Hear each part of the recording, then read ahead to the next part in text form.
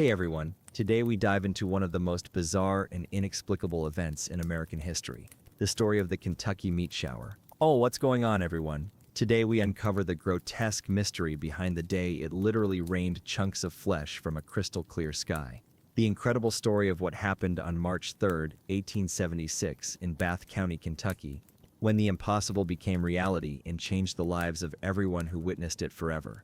So before we dive in, take a moment to like the video and subscribe, but only if you enjoy what I do here. And let me know in the comments where you're tuning in from and what time it is for you. It's always fascinating to see who's joining us from around the world. Now get comfortable, grab something to drink, and let's experience this incredible story together. Because what you're about to hear is going to challenge everything you think you know about the natural world. And trust me, you won't believe what actually happened that spring morning in Kentucky. Picture this scene if you can. It's March 3, 1876, a beautiful Friday morning in Bath County, Kentucky. The sun is shining brilliantly in a perfectly clear blue sky, not a cloud to be seen anywhere on the horizon. The air is crisp with that fresh promise of spring, and Rebecca Crouch, a farmer's wife in her 50s, is going about her daily routine outside her modest farmhouse near Olympia Springs. Rebecca isn't alone today. Her 10-year-old grandson Alan is with her, visiting while his father William is away on business. The boy is playing nearby as Rebecca tends to her outdoor chores, building a fire under the large cast-iron vat she uses for making soap. It's back-breaking work, but Rebecca has done this countless times before. She's stirring the mixture, tending the fire, completely absorbed in her task, when suddenly, her grandson's voice cuts through the morning air. "Hey, Grandma, it's starting to snow." Rebecca looks up, puzzled. Snow? In March? She glances at the sky, still perfectly clear and blue, then back at her grandson. That's when she sees it. Something is falling from the sky. But it's not snow. It's not rain. It's not anything she's ever seen before in her entire life. Chunks of what appears to be raw red meat are dropping from the heavens, landing with wet slapping sounds all around them. Some pieces are small, about 2 inches square, others are massive, 4 inches across. They're falling like grotesque snowflakes, scattered by the wind as they descend from an impossible height. Rebecca stares in absolute horror as piece after piece of bloody flesh continues to rain down on her property. The smell hits her next, the metallic scent of fresh blood mixed with something else, something that makes her stomach turn. She grabs her grandson's hand and they run for the house, slamming the door behind them, their hearts pounding as they listen to the continued thudding of meat hitting the ground outside. But here's where things get really interesting. This isn't just some isolated hallucination or trick of the mind. The meat shower continues for several minutes, covering an area roughly 100 yards long and 50 yards wide.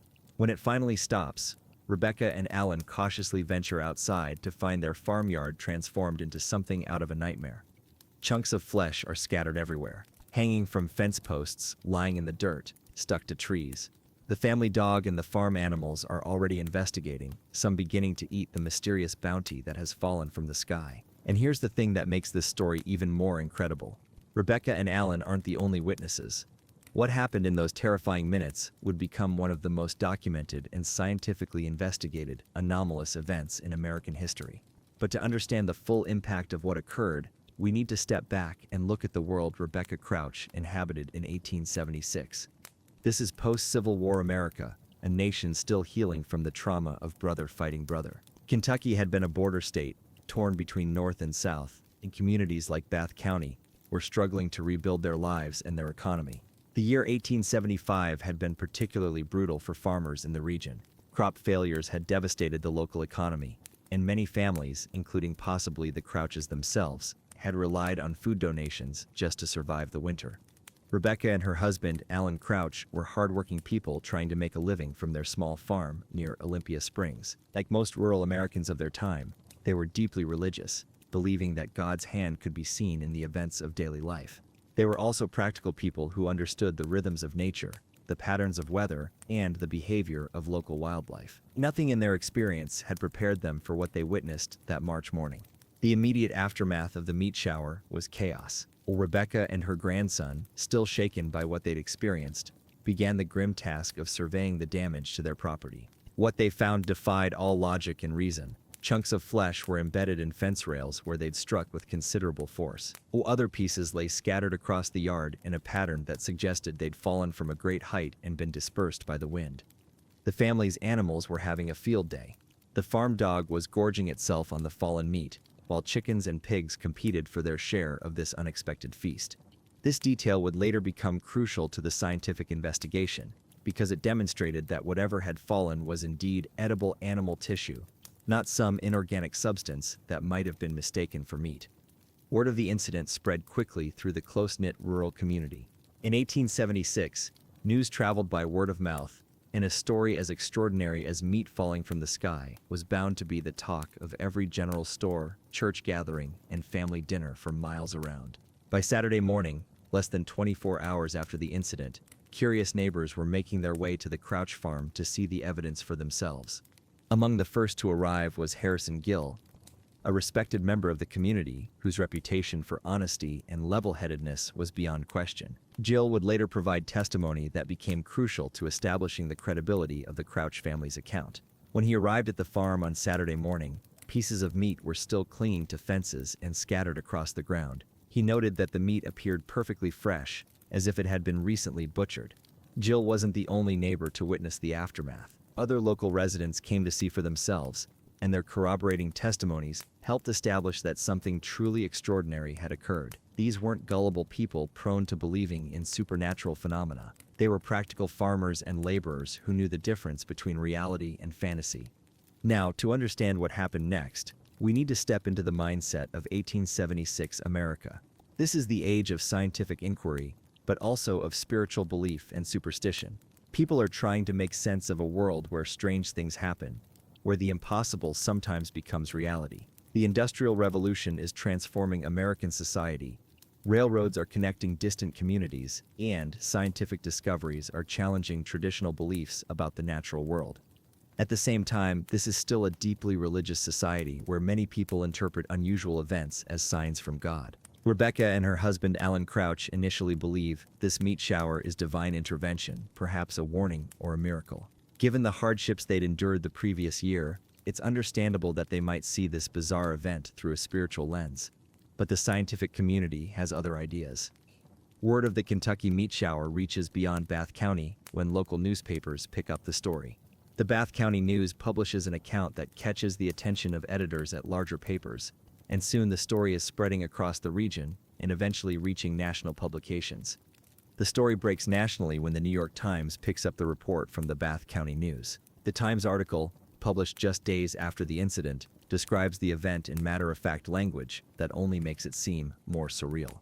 Here's what the paper of record reported to the nation. Last Friday, a shower of meat fell near the house of Alan Crouch, who lives some 2 or 3 miles from the Olympian Springs, covering a strip of ground about 100 yards in length and 50 wide. Suddenly, this small Kentucky farming community is thrust into the national spotlight, and scientists from around the country want to get their hands on samples of this mysterious meat that fell from the sky. This is where our story takes a fascinating turn into the world of 19th century scientific investigation.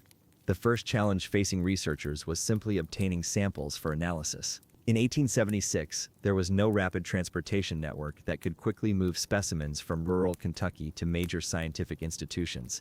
Everything had to be carefully preserved and shipped by rail, a process that could take days or even weeks. Fortunately, some of the local residents had the foresight to preserve pieces of the fallen meat in alcohol or glycerine, substances that would prevent decay and maintain the tissue structure for microscopic examination. This proved to be crucial because the organic material would have decomposed rapidly under normal conditions. The scientific investigation that followed was remarkable for its scope and sophistication. 7 different samples were collected and sent to various scientific institutions for analysis.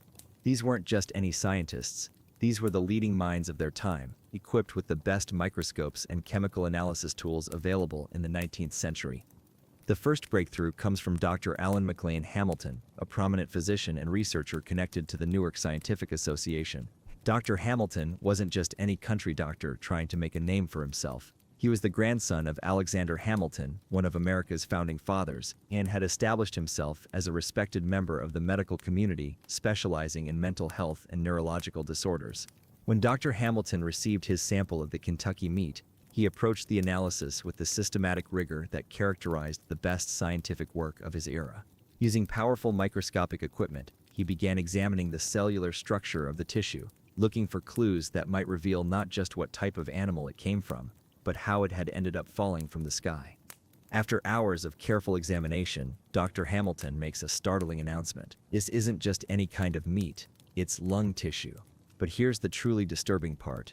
Dr. Hamilton determines that the structure of the tissue is consistent with lung tissue from either a horse or a human infant, and because the cellular structure of lungs in these two cases is almost identical under microscopic examination. Think about that for a moment. Chunks of lung tissue, possibly from a horse, possibly from a human baby, raining down from a clear sky onto a Kentucky farm. The implications are staggering, and the mystery deepens with every scientific examination. Dr. Hamilton's findings are published in the medical record, adding the weight of scientific authority to what many people still considered an impossible story. Other researchers confirm Dr. Hamilton's findings and add their own disturbing details.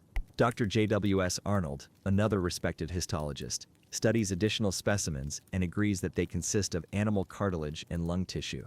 His analysis, published in the American Journal of Microscopy and Popular Science, provides independent verification of the basic finding that real animal tissue had indeed fallen from the sky. The scientific consensus that begins to emerge is both fascinating and horrifying. Multiple independent researchers, using different samples and different analytical techniques, are all reaching the same basic conclusion. What fell from the sky that day was genuine animal tissue consisting of various organs and body parts. The question that remained was how such material could possibly end up falling from a clear sky. Additional analysis reveals an even more complex picture. Some samples contain muscle tissue, others cartilage, and still others appear to be connective tissue or fat. This variety suggests that whatever happened involved not just one type of organ or body part, but a mixture of different tissues that might be found in a complete animal carcass. But the most revealing investigation comes from Dr. L.D. Kastenbein, a physician and chemist at the Louisville College of Medicine. Dr. Kastenbein takes a completely different approach to analyzing his sample. Instead of just looking at the tissue under a microscope, he decides to conduct a series of chemical tests that will provide information about the composition and origin of the material. One of Dr. Kastenbein's experiments sounds almost medieval by modern standards, but it provides crucial evidence. He takes one of the meat samples and does something that requires considerable scientific courage. He sets it on fire in his laboratory and carefully observes the results. The result is immediate and unmistakable. The burning flesh produces an odor that Dr. Kastenbein describes in his published report as distinctly like rancid mutton suet on warming, and after ignition had the characteristic smell of burned animal tissue. The smell of burned mutton, sheep meat, fills his laboratory, providing the first clear evidence about what type of animal the tissue might have come from. Dr. Kastenbein doesn't stop with the burning test. He also treats pieces of the meat with various chemical solutions, examining how the tissue responds to different reagents.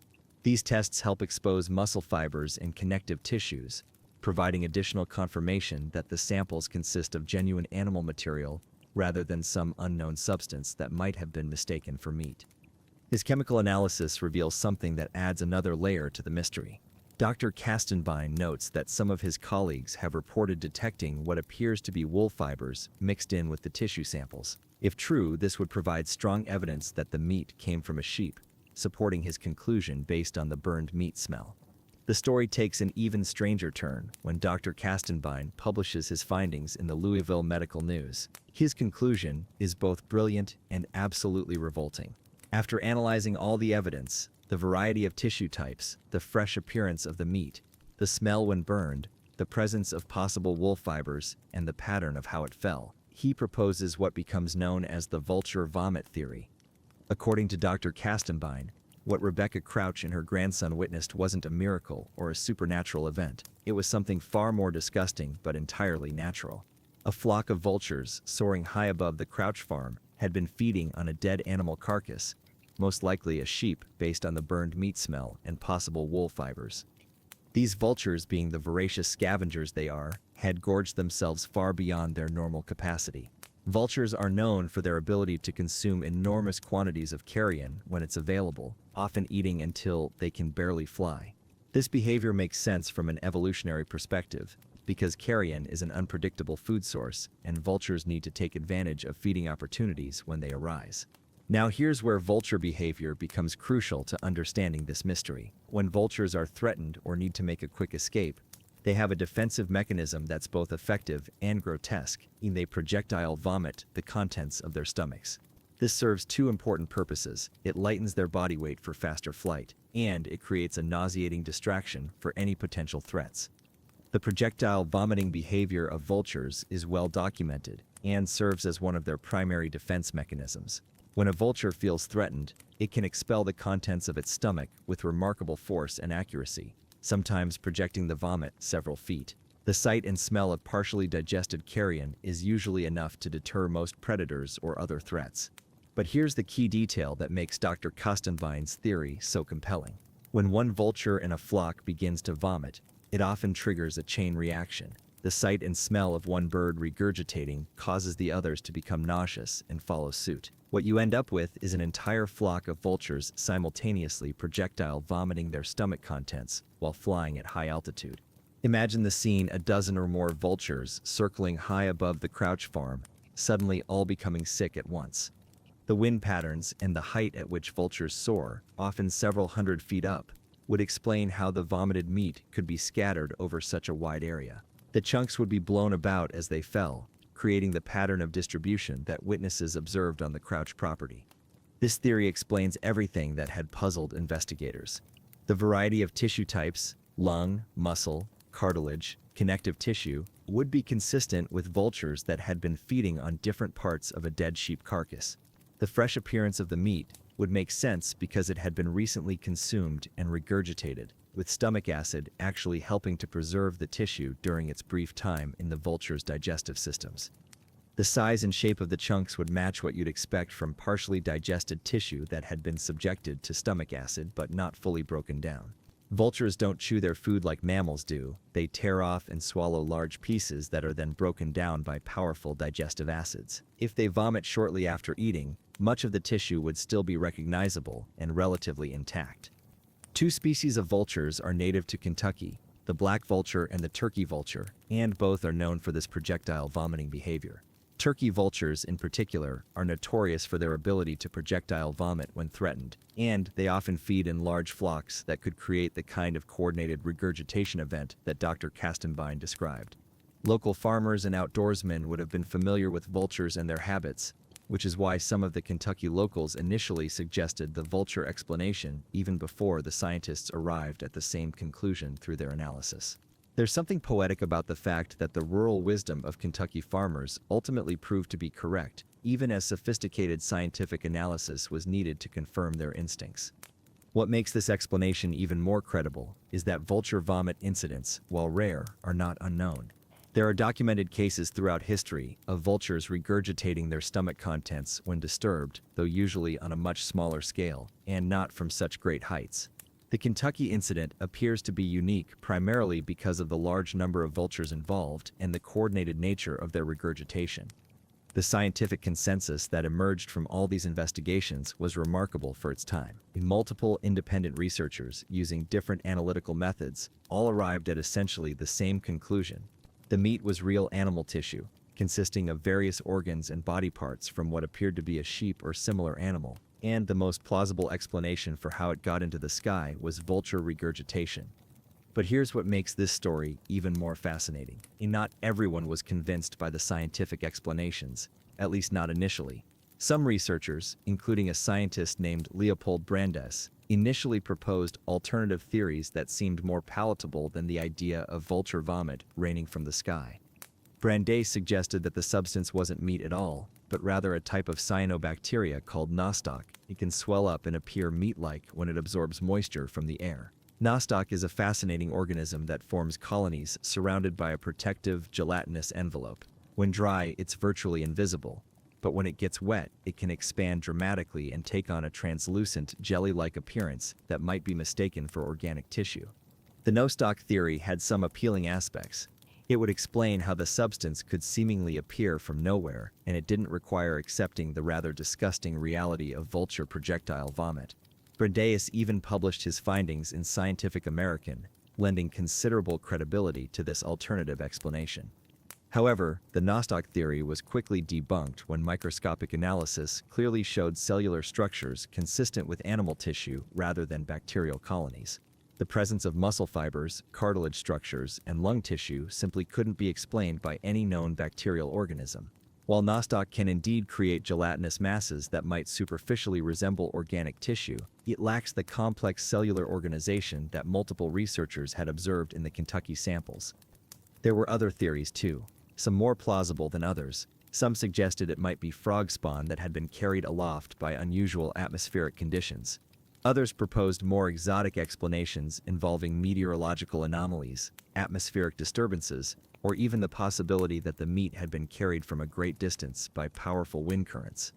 One of the more creative theories suggested that the meat might have originated from a meat meteor, some kind of organic material from space that had entered Earth's atmosphere and broken apart over Kentucky. While this might sound absurd today, in 1876 the scientific understanding of meteors and atmospheric phenomena was still quite limited, and some researchers were willing to consider even the most unlikely possibilities. But none of these alternative theories could explain the microscopic evidence that clearly showed animal lung tissue, muscle, and cartilage. The cellular structures observed by Dr. Hamilton, Dr. Arnold, and other researchers were simply too specific and too consistent with known animal anatomy to be explained by bacteria, frog spawn, or extraterrestrial material. The story becomes even more remarkable when you consider what happened to the people who actually ate the meat. Yes, you heard that correctly. Several locals, including two men who were never identified by name in the historical records, actually tasted the mysterious meat that fell from the sky. Think about the courage, or perhaps foolhardiness, it would take to actually eat meat that had fallen from the sky. But this was 1876, and people were more accustomed to eating wild game and less concerned about food safety than we are today. Rural Americans of that era were used to processing their own meat, hunting wild animals, and making use of whatever food sources were available. The brave or foolish taste testers reported that the meat had a flavor similar to either mutton or venison, sheep or deer meat. This first-hand gustatory evidence actually helped scientists narrow down what type of animal the vultures had been feeding on. The fact that multiple people identified the taste as mutton supported Dr. Castenbein's conclusion that the vultures had been feeding on a dead sheep. More importantly, the fact that these taste testers survived and suffered no ill effects provided additional evidence that the fallen material was indeed fresh animal tissue rather than some toxic or inorganic substance. If the meat had been contaminated or had originated from some unknown source, the people who ate it might have become seriously ill. The Bath County community was forever changed by this event. The Crouch family became local celebrities, with people traveling from far and wide to see the spot where meat had fallen from the sky. Rebecca Crouch gave numerous interviews to reporters and scientists, always maintaining that she and her grandson had witnessed exactly what they reported. The publicity wasn't always welcome. Being thrust into the national spotlight brought both fame and notoriety to the quiet farming community. Some visitors came as curious scientists or serious journalists, but others came as sensation seekers or skeptics looking to debunk the story. The Crouch family had to deal with a constant stream of visitors, some respectful and others intrusive. There were also economic implications for the community. The meat shower put Bath County on the map in a way that few other events could have. While some residents worried that the publicity might make their community seem backward or superstitious, others saw opportunities to capitalize on the fame.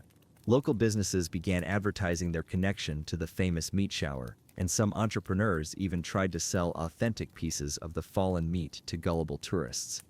What's particularly interesting is how the story was received by different segments of society. The scientific community approached it as a fascinating puzzle to be solved through careful analysis and logical reasoning. They saw it as an opportunity to advance understanding of atmospheric phenomena, animal behavior, and the scientific method itself. Religious communities had more varied reactions. Some saw the meat shower as a divine sign or miracle, interpreting it through the lens of biblical stories about unusual precipitation events. Others viewed it as a demonic manifestation or a warning of impending doom. Still others took a more measured approach, acknowledging that God might work through natural processes that humans simply didn't yet understand. The general public was simply amazed and horrified by the idea that such a thing could happen. In an era before mass media, the story spread through word of mouth, newspaper accounts, and scientific publications, growing and changing with each retelling. Some versions of the story became exaggerated or distorted, while others remained remarkably faithful to the original eyewitness accounts. The incident also highlights the state of scientific communication in the 1870s. News of the meat shower spread through a network of newspapers, scientific journals, and academic correspondence. Researchers shared samples and findings across great distances, collaborating to solve the mystery in a way that would be familiar to modern scientists but was quite sophisticated for its time. The preservation and analysis of the tissue samples represents an early example of what we might now call forensic science. Researchers had to develop methods for maintaining the integrity of the samples during transport and storage, techniques for microscopic analysis that could reveal cellular structures, and chemical tests that could provide information about the composition and origin of unknown materials. One of the most remarkable aspects of this story is how well it was documented. Unlike many strange events from the 19th century that exist only as folklore or unreliable accounts, the Kentucky meat shower was investigated by multiple credible witnesses and analyzed by legitimate scientists using the best available methods. The samples were preserved and studied for years after the incident, and the scientific papers published about the event remain valuable historical documents. In fact, some of those original samples still exist today. A piece of the meat from the 1876 shower was preserved in glycerine and kept at Transylvania University in Lexington, Kentucky for over a century. This sample became something of a scientific curiosity, occasionally examined by researchers interested in the historical event or looking for new analytical techniques that might provide additional insights. In 2024, nearly 150 years after the original incident, that preserved sample was returned to Bath County, where it's now on display at the Bath County History Museum as part of an exhibit about the meat shower. The return of this historical artifact to its place of origin represents a kind of homecoming, bringing the physical evidence of this remarkable event back to the community where it all began. Modern DNA analysis of the preserved samples has been attempted, but the results have been inconclusive. The tissue is too degraded after nearly 150 years to provide clear genetic information that might definitively identify the animal species involved. However, the microscopic analysis done in 1876 remains the best evidence we have for what actually fell from the sky that day. The Kentucky meat shower has become part of American folklore, but it's important to remember that this wasn't just a tall tale or an urban legend. This was a real event that was witnessed by multiple people and documented by scientists using the best methods available at the time. It demonstrates that the natural world can produce phenomena that seem impossible, but have perfectly logical explanations once we understand the science behind them. The vulture vomit theory, while admittedly disgusting, represents a triumph of scientific reasoning over superstition and speculation. Researchers in 1876 were able to take a seemingly supernatural event and explain it through careful observation, analysis, and understanding of animal behavior. It's a reminder that even the most bizarre occurrences usually have rational explanations if we're willing to look for them with open minds and rigorous methods. What happened on that March morning in 1876 wasn't a miracle or a curse. It was nature being nature, raw, unpredictable, and sometimes utterly gross. A flock of vultures, going about their natural scavenging behavior, happened to all get sick at once while flying over a Kentucky farm. The result was one of the most documented and scientifically studied anomalous events in American history. The story of the Kentucky meat shower teaches us several important lessons that remain relevant today. First, that the natural world is full of surprises, and that even experienced observers can witness events that challenge their understanding of what's possible. Second, that scientific investigation and rational thinking can solve even the most mysterious puzzles if we approach them with open minds and rigorous methods. And third, that sometimes the truth is stranger and more disgusting than fiction. Rebecca Crouch lived to be an old woman, and she never changed her story about what she witnessed that day. Her grandson Alan grew up to tell his own children and grandchildren about the morning when meat fell from the sky. Their experience became part of Kentucky history, a reminder that the world is full of wonders and horrors that we're still trying to understand. The legacy of the Kentucky meat shower extends far beyond the scientific explanation of what happened. It represents a moment when rural American folk wisdom, rigorous scientific investigation, and the weird realities of the natural world all came together to create one of the most memorable events in our nation's history. Today, the Kentucky meat shower stands as one of the best documented cases of an anomalous precipitation event in scientific history. It's been studied by meteorologists, biologists, and historians who continue to find new insights in the accounts and evidence from that remarkable day. While we may never know exactly which vultures were responsible or what dead animal they had been feeding on, we can be confident that we understand what happened and why.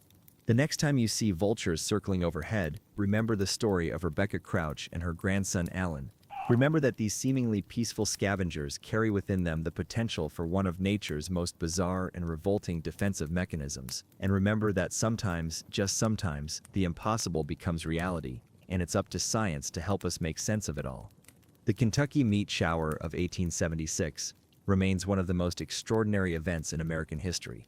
A day when the sky quite literally rained flesh onto a quiet Kentucky farm, changing the lives of everyone who witnessed it, and challenging our understanding of what's possible in the natural world. It's a story that reminds us that truth is indeed stranger than fiction, and that the most mundane day can suddenly become the most extraordinary experience of your life.